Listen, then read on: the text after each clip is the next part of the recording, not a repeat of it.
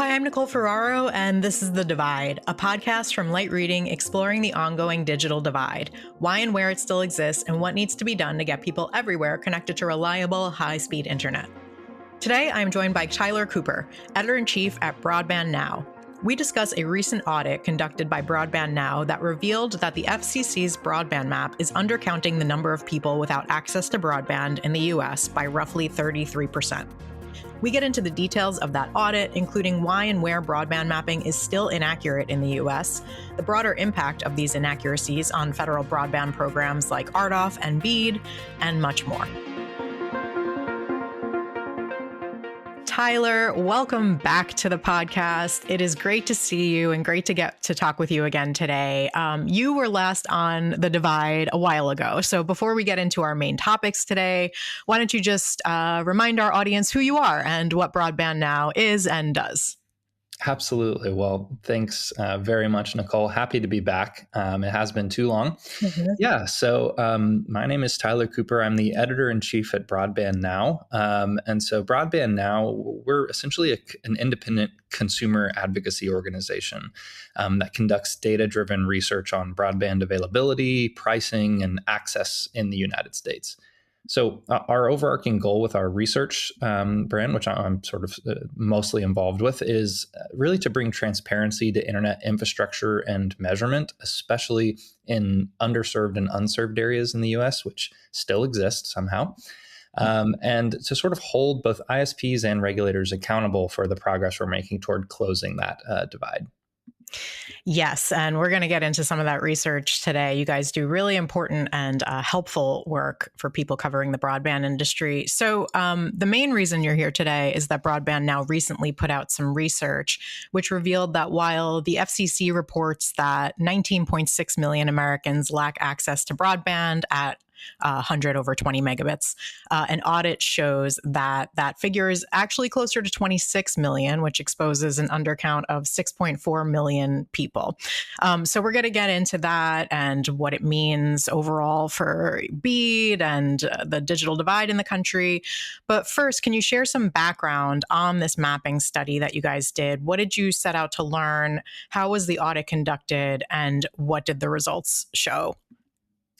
Absolutely. Yeah. So we've been doing this particular audit for several years now, really since 2020 with COVID. And the goal initially was, during at that time, we had this sort of changing of the guard at the FCC and this massive push toward the sort of mega program to finally close the digital divide back then. And we're actually still in the middle of that program today, if you can believe it. So that's the BEAD program.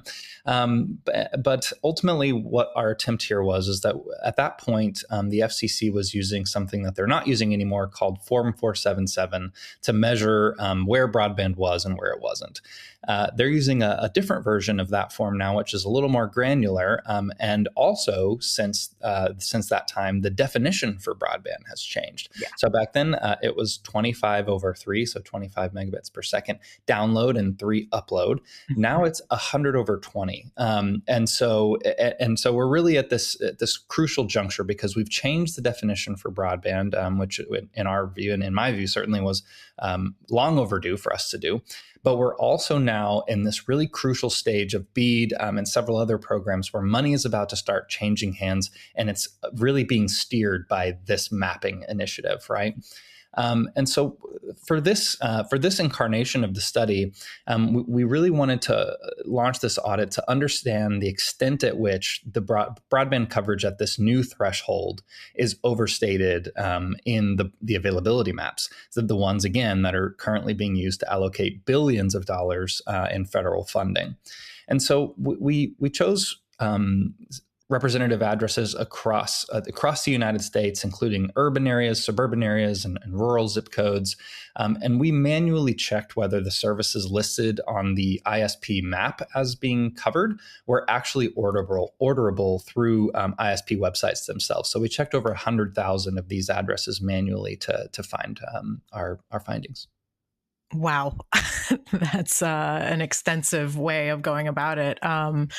So Okay, so quickly, just before I turn to some more about what you found here, as you mentioned, the FCC used to rely on Form 477 data. There was a big initiative to redo the way that we do broadband mapping in this country. That was mandated by law, the 2020 Broadband Data Act, and then the FCC worked with ISPs and other parties to get this new map launched. It took like over a year, and it's iterative. The companies continue to submit their data.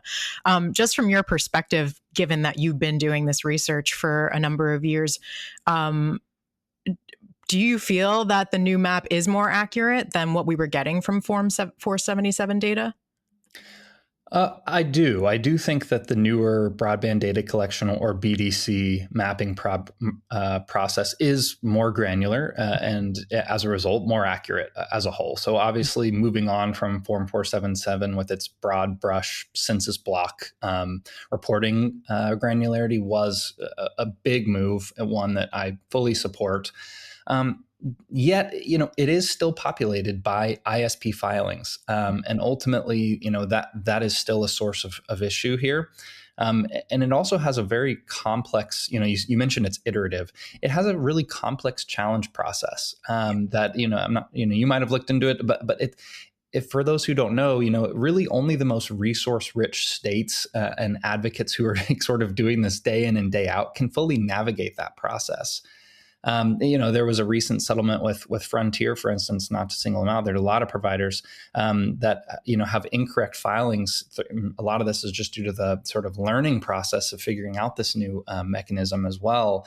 But it illustrates how easily some of these inaccuracies can survive this sort of early incantation of the new BDC. Got it. Okay.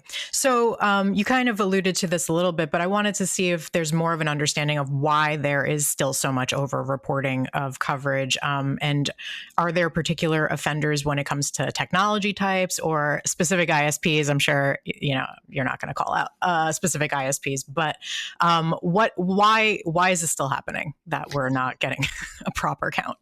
Yeah, definitely. Well, I think, like many things, it comes down to the incentives, right? So, providers self-report this coverage to the FCC, and there's really still little in the way of meaningful penalty for inaccuracy. There's this built-in bias, which has existed in 477 era and also exists now, to err really on the side of over-reporting. Even something as simple as claiming a street is covered, even if service stops a few doors down, which is a problem we've had for decades in America. I sort of call this, I've seen other people call it this too, sort of aspirational mapping, right? This is something that's existed for a long time. It's whether it's something like fixed wireless or WISPs, or providers extrapolate their footprint based on, estimated tower range, or something like, fiber providers sort of, promising that they'll be able to build infrastructure in a very timely manner. And then obviously there's a lot of things that go into that. And then, of course, in America, we also have a unique geography problem as well, right? I mean, this isn't just on the ISPs or really anyone. It's the fact that we have a unique situation. I often see America compared to places like, South Korea or countries that are really doing a fantastic job of developing a fiber-first infrastructure and doing it in a universal way. But obviously, that's a very small and very condensed version of the problem that we have, covering thousands of miles of very diverse terrain in the U.S. So rural states, especially those with rugged terrain or extremely low population density, they tend to have really some of the biggest issues, right? Just going back to our report, what we found is that, states like West Virginia, Alaska, Mississippi, some of these were among the most overreported in our audit. And that's not to say that, rural and urban areas, or, both don't have their own issues. Urban communities also have issues, just sort of different ones. But yeah, there's really just a litany of different reasons why this has been so long-standing in the U.S. And obviously, the sort of regulatory situation, which is kind of always shifting, has not always been helpful. Yeah, indeed. Yeah. Don't let me get started on that just yet, or I'll take us on a tangent for way too long. But before we turn to some of the impact on the federal broadband programs and such, I'm just curious: have you gotten any reaction from the FCC or the industry to your findings? Yes. Well, so actually, the FCC, we've sort of, they've been aware of our report. They are supportive of it. It seems we've spoken to them directly here and there. But I think, for the most part, the big reaction. This report's a funny one because I feel like when we started doing this, there was this air of like, well, yeah, we all sort of understand this behind the scenes, right? It's just that it's good to have someone sort of independently confirming it. And I think that's kind of where we're at here with this new mapping process. Is it really feels often like we're pointing out the obvious here, right? We're trying to just simply use data to showcase something that every American on the ground understands, right? We all sort of, when it comes to our lived experience with broadband, many of us have parents or relatives that experience this problem all the time, depending on where you are. Here in Dallas, where I am, my parents are 40 minutes north, and they live with this reality. They have really one meaningful choice for broadband in their area, and it's not like they're in the middle of a hyper rural area. They live in a neighborhood. So this is something that everyone sort of understands collectively. But our goal here is always to really just, again, provide transparency with the data sets that we have access to, and enhance the transparency of the ones that are given to us from the federal government. Got it. Okay. So before we get to BEAD and the impact of all of this on that program, which is still forthcoming, as you mentioned, your report also talks about the complications of this data as it pertains to RDOF compliance. Can you talk a little bit about RDOF and what your concerns are there? And relatedly, I'm just, given that there is still such a huge chunk of underserved and unserved people in the United States, do you think it speaks to a bigger problem with the mapping itself, given that the mapping is supposed to dictate where the providers are supposed to go? Or I'm just wondering about, we put all this money in RDOF, we put money through the American Rescue Plan, and still there are so many locations still to serve. What's your perspective on the success or failure of past federal broadband programs, given the numbers that you're seeing in your audit? Definitely. Yeah, RDOF, this is a tricky one because it was really the starting line for this new era, right, of Yeah. broadband deployment. And something, if we back up, I think U.S. broadband has long underdelivered, again, because the system that measures its success is built on ultimately self-reported illusions in many ways, right? Right. And it's a marketplace. Again, it's so diverse, and it covers such a vast swath of land that it's wired. If you look at it, right, it's like a patchwork of these little protected mini monopolies in many cases, right? And Mhm. and we've had a number of different attempted fixes for that over the years, right? And the policy playbook often, as you know, has lurched between deregulatory experiments, which have largely failed, Yeah. and these one-off mega programs like RDOF and BEAD, whose dollars are routinely steered by these bad maps. And so I've long said that we really need three things to line up. We need the data, the competitive landscape, and the incentives for it, and the regulatory footing. They all need to be modernized together in lockstep.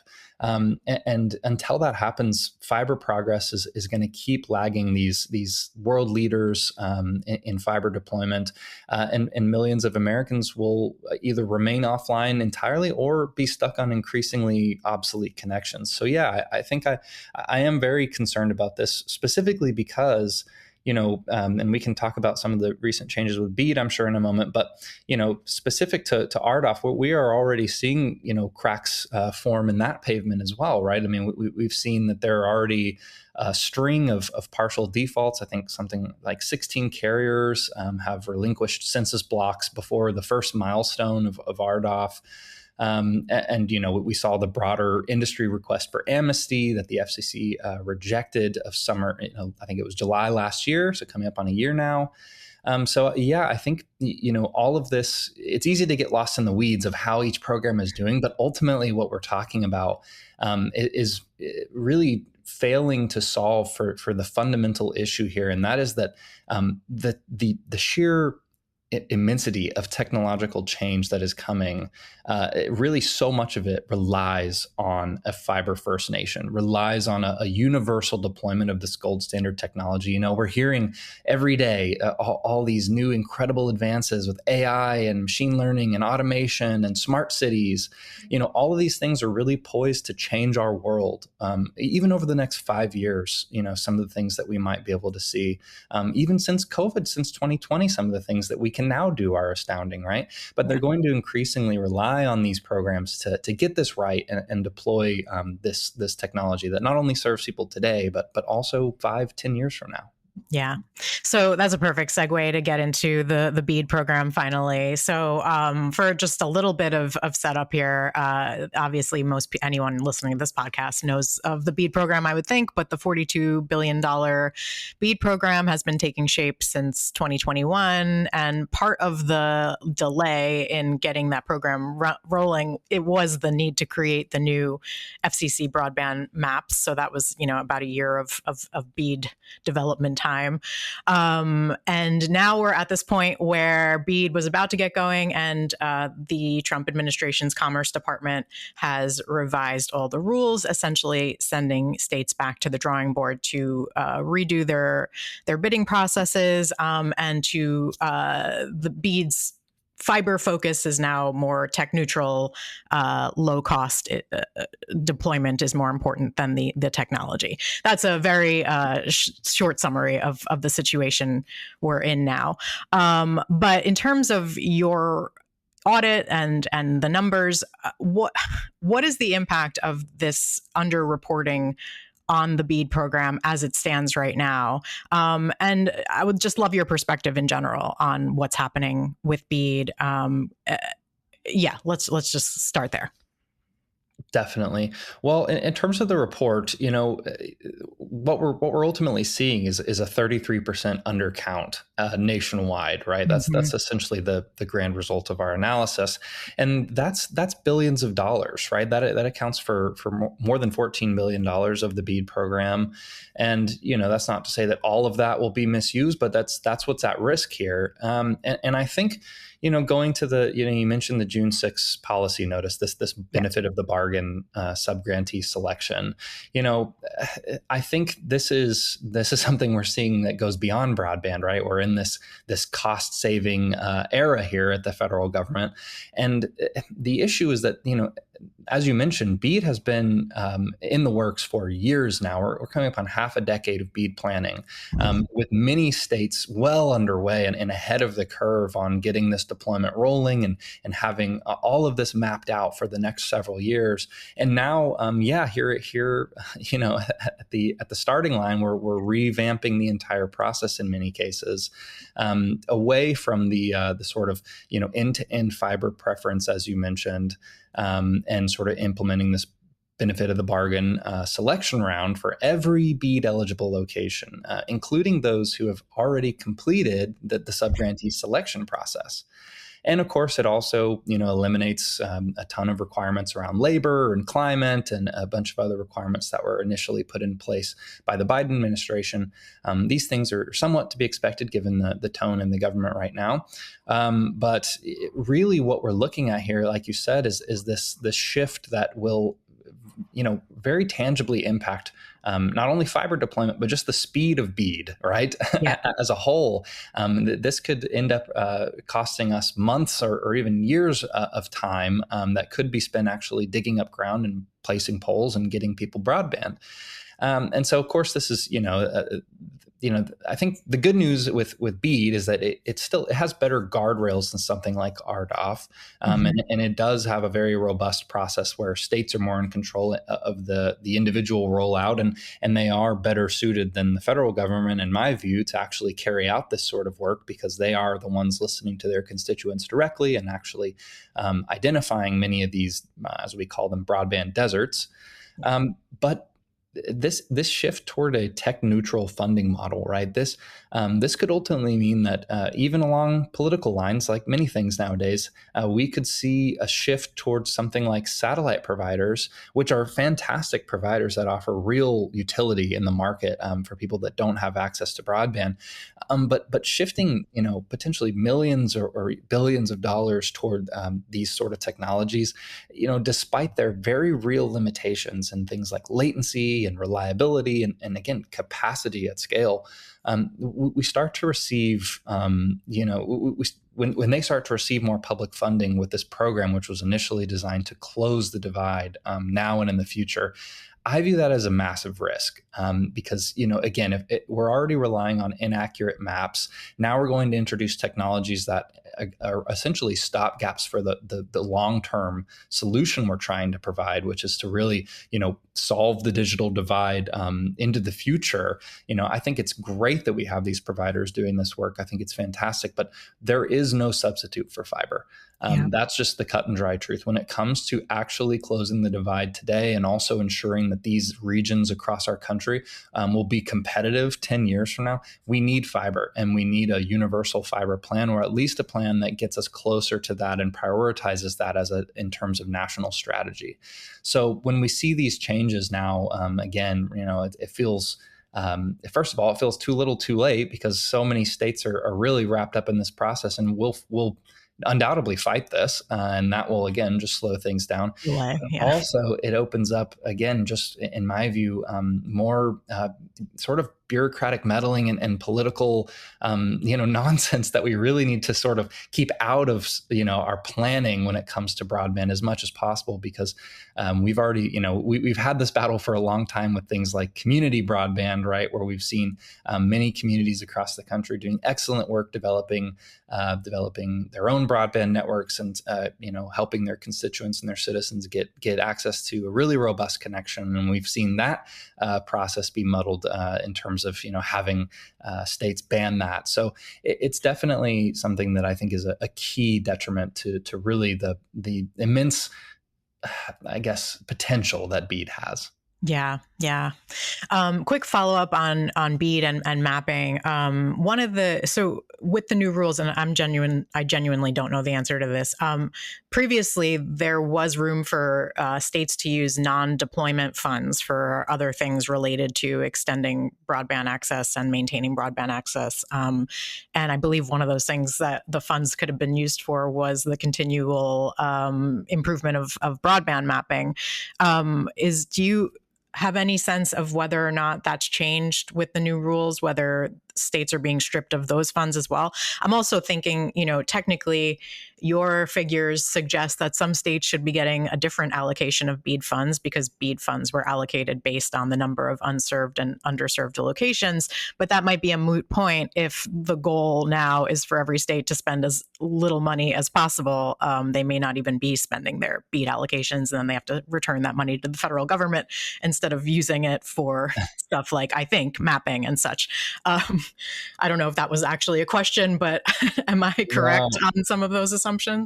Yeah, I'm still trying to go Yeah. through the actual impact, as I think many state broadband offices are still working through the impact of this. I've spoken to a few of them who, feel not blindsided because this was telegraphed a bit, right? And a lot of them knew this was coming, but I think they're still working through the downstream impact that this is going to have on their plan, right?